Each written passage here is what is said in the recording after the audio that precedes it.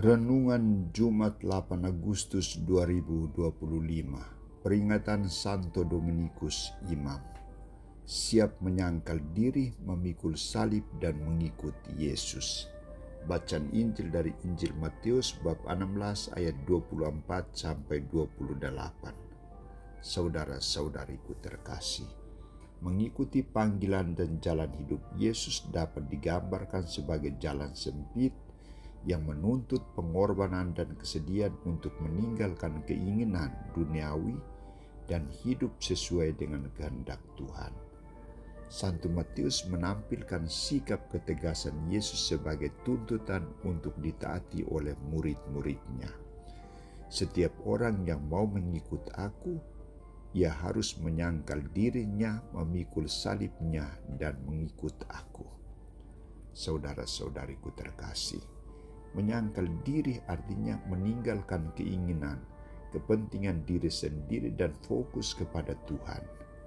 Menyangkal diri berarti seseorang tidak hidup menurut kemauannya sendiri, tetapi belajar dari teladan Yesus yang taat kepada kehendak Bapanya. Jadi menyangkal diri adalah menempatkan kebenaran dan kehendak Allah di atas keinginan pribadi. Tuntutan ini tidak mudah dipraktikkan dan dihidupi. Nilai yang dituntut adalah pengorbanan, ketaatan, dan kerendahan hati. Para murid diajak mendahulukan Allah, melibatkan Allah, dan tidak mengandalkan kekuatannya sendiri.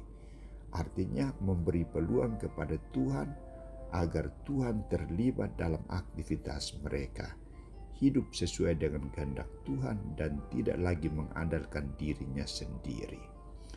Yesus meminta murid-muridnya untuk meninggalkan keinginan mereka dan kepentingan dirinya sendiri demi mengikuti Dia.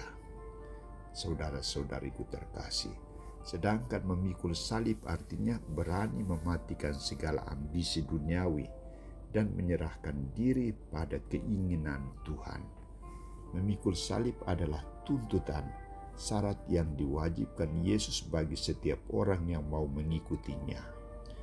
Nilai yang dijunjung tinggi adalah pengorbanan, artinya siap dan rela menerima segala pengorbanan dan kesulitan demi mengikuti Yesus. Barang siapa mau menyelamatkan nyawanya, ia akan kehilangan nyawanya. Tetapi barang siapa kehilangan nyawanya karena aku, ia akan memperolehnya.